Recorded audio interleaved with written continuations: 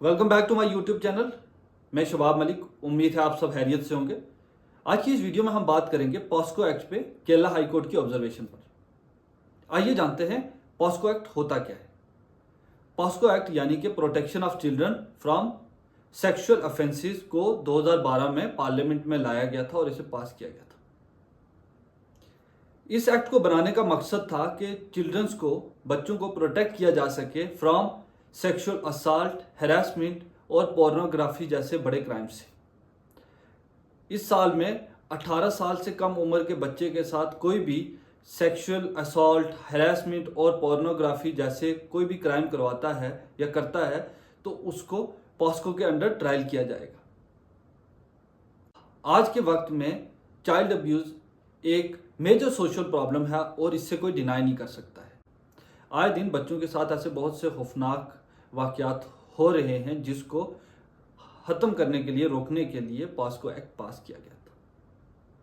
POCSO act से पहले ऐसे क्राइम्स को डील किया जाता था सेक्शन 375 ऑफ आईपीसी जो कि रेप से डील करती है। इसके अलावा सेक्शन 377 ऑफ आईपीसी जो कि अननेचुरल ऑफेंसेस से डील करती है, और इसके अलावा सेक्शन 354 ऑफ आईपीसी जो कि outraging the modesty of a women से डील करती है।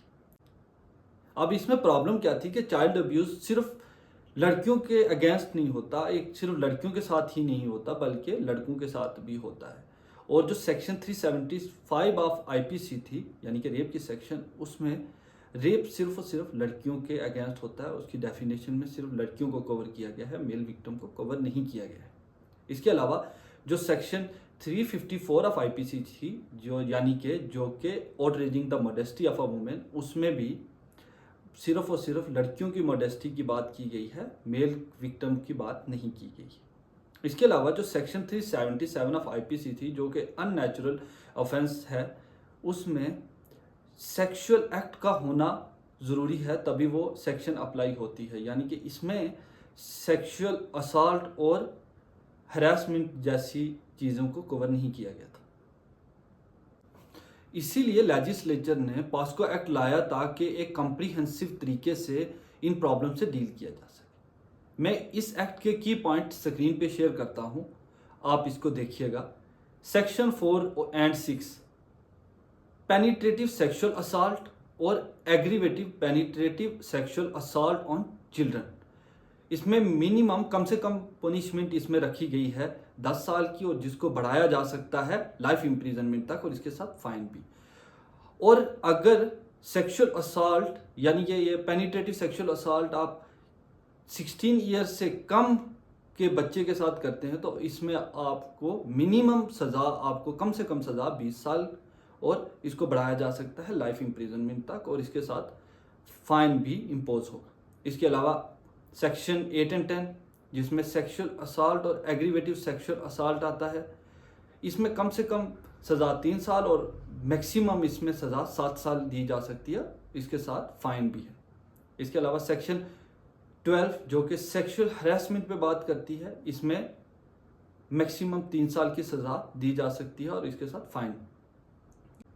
इसके अलावा सेक्शन 14 और 50 जिसमें बात की गई है using child for pornography purpose, यानी कि पोर्नोग्राफी के पर्पज़ के लिए बच्चों का यूज़ करना, इसमें सज़ा 3 साल से 7 साल की सज़ा हो सकती है और इसके साथ आपको फाइन भी होता है। ये थे इस एक्ट के कुछ की पॉइंट्स। आइए अब बात करते हैं केरला हाई कोर्ट की ऑब्जर्वेशन। केरला हाई कोर्ट ने कंसर्न शो किया है पॉस्को एक्ट के मिसयूज पर। दरअसल जस्टिस JC व्यास एक पॉस्को के रिलेटेड केस सुन रहे थे जिसमें लड़की ने ये माना, ये तस्लीम किया, ये एडमिट किया कि उसने अक्यूज पे फॉल्स एलिगेशन, गलत इल्ज़ाम लगाए थे। लड़की ने इस साल एक कंप्लेंट फाइल की थी अपने कजन्स के खिलाफ, उनके अगेंस्ट, जिसमें उसने बताया था कि अगस्त 2017 में जब वो 6th ग्रेड में थी तब उसके साथ उसके एक कज़न ने पेनिट्रेटिव सेक्सुअल असॉल्ट यानी कि रेप किया था।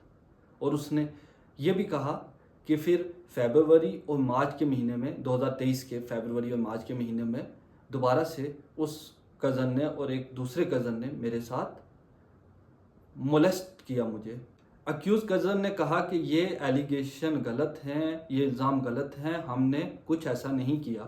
बाद में कंप्लेनेंट ने एक एफिडेविट कोर्ट में फाइल किया जिसमें उसने ये माना कि उसने अपने कज़न्स पे गलत इल्ज़ाम, फॉल्स एलिगेशन लगाए हैं।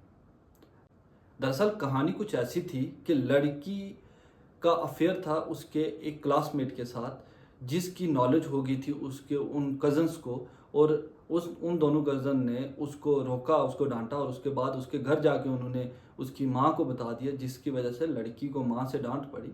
लड़की ने गुस्से में आके अपने उन दोनों कज़न पे फॉल्स कंप्लेन कर दी और फॉल्स एलिगेशन लगा दिए।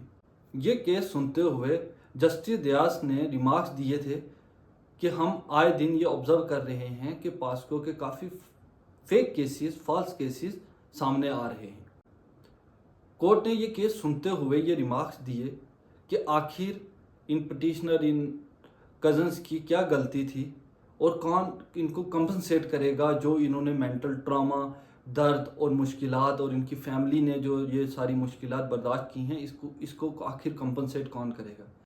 कोर्ट ने यह भी कहा कि पास्को एक्ट एक रेवोल्यूशनरी लेजिस्लेशन है जिसको बनाया गया है बच्चों की प्रोटेक्शन के लिए, और कोर्ट ने ये मामला भी स्टेट पे छोड़ा है कि मुझे उम्मीद है कि स्टेट इन मामलात को डील करने के लिए कोई एक ऐसी लेजिस्लेशन लाएगी कि जिसमें मिसयूज़ ऑफ पास्को एक्ट को भी कवर किया जाएगा। ये थी आज की वीडियो। उम्मीद है आपको मेरी ये वीडियो अच्छी लगी होगी। अगर अच्छी लगी है तो लाइक करें और सब्सक्राइब करना ना भूलें। कल फिर मिलते हैं किसी नई वीडियो के साथ। तब तक दीजिए अपने भाई को इजाज़त। शुक्रिया।